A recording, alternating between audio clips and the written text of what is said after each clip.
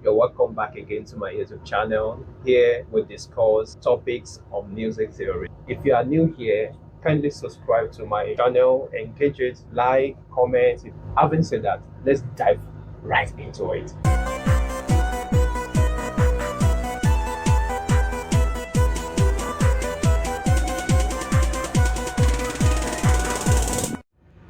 All right, let's continue from where we start.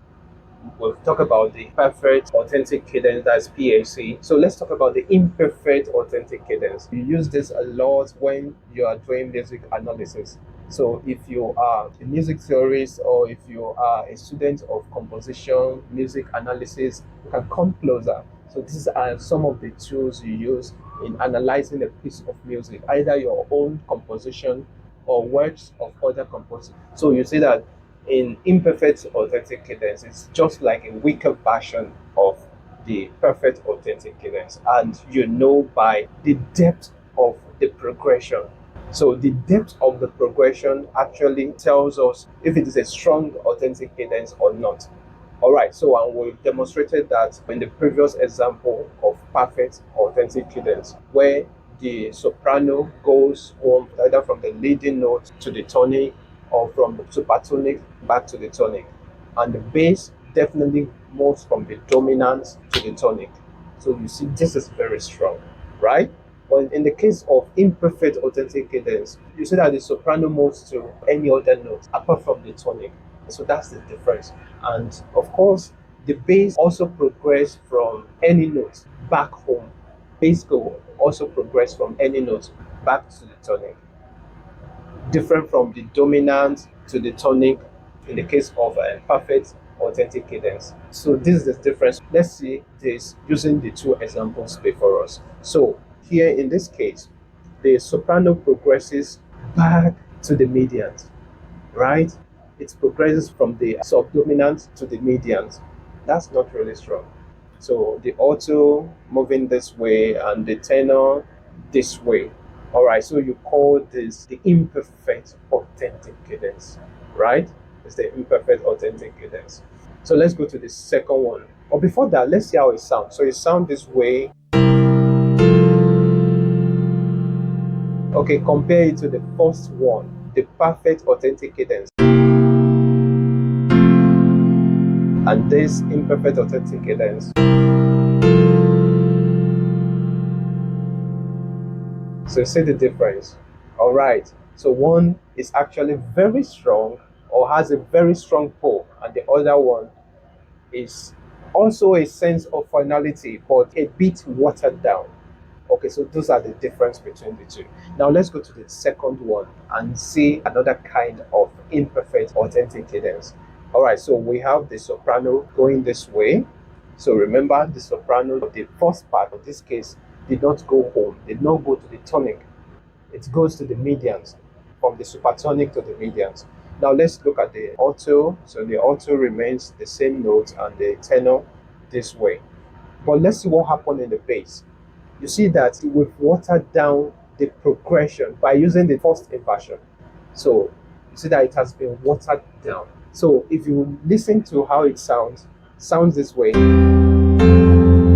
It has been weakened. Okay, let's see the stronger version of this cadence.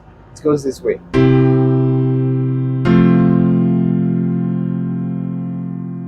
An imperfect authentic cadence will go this way. But the perfect authentic cadence that has a strong pull will sound this way.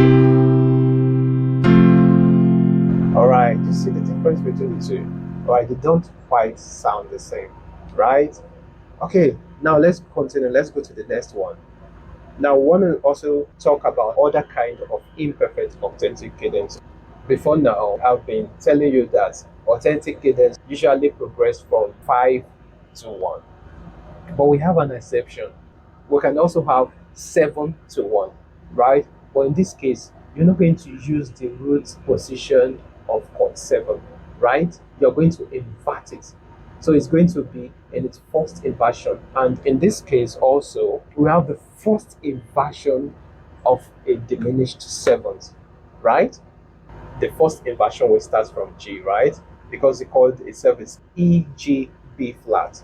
but the first inversion will start from G using the third of the chord. Okay, so I have done some videos on how to invert chords, so you may check this video for more. And you may also check my channel for more content on music theory. Okay, now let's continue. So, first inversion of a diminished seventh will start from G as far as the scale of F major is concerned. So let's see what happened to other parts. So we have soprano going this way, right? C, do, and we have alto this way, and we have this arrangement in the tenor part, right? So as a recap, in harmony, the soprano has the highest voice or the highest pitch, and that's why it is being arranged up here, right? So it has the highest pitch, followed by alto, followed by tenor, and the bass has the deepest pitch in this arrangement.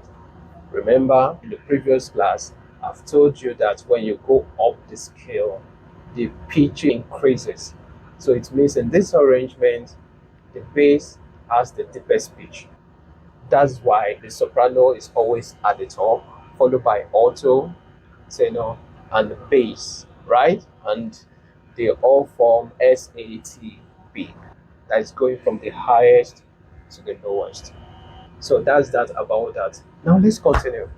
Let's talk about half cadence. As the name implies,